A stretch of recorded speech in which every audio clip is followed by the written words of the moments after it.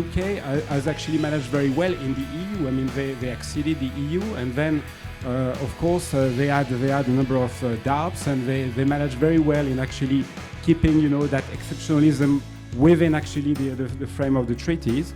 But once they actually achieved that, they went a bit the step too far, I would say. That's really what the ancient Greek called the hubris. I mean, you have this feeling of invincibility that makes you do the step too far, and then basically you fall.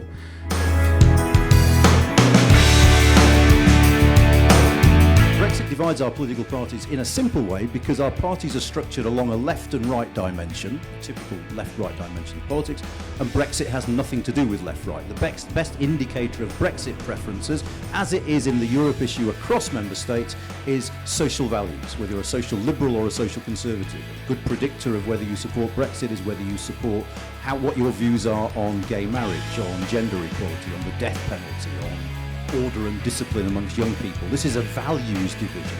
And one of the reasons why Parliament is struggling to deal with it is because the values division cuts right through the heart of Labour and the Conservative policy, so our parties are falling apart in front of our eyes. All Ministry of Economies were organizing briefings with business representatives. We were asked to provide information for our companies, how to get ready for a risk of a no deal, etc.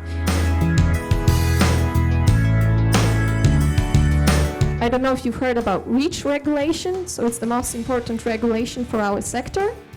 The UK holds more than 20,000 applications of chemical regulations, of chemical substances. It's the second biggest after Germany.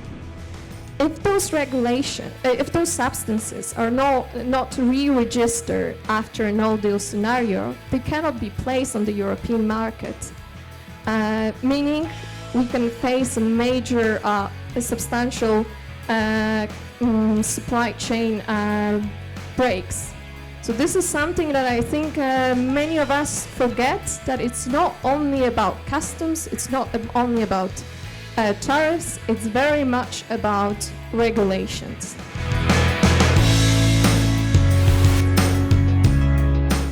Secondly, of course, we have to invest a lot inside the company, which means additional IT systems, obviously, to cope with customs, which is a big issue because at the moment the UK is completely covered by our European IT system because the UK is part of the European Union. Once it is outside the European Union, you have to run a completely different customs system.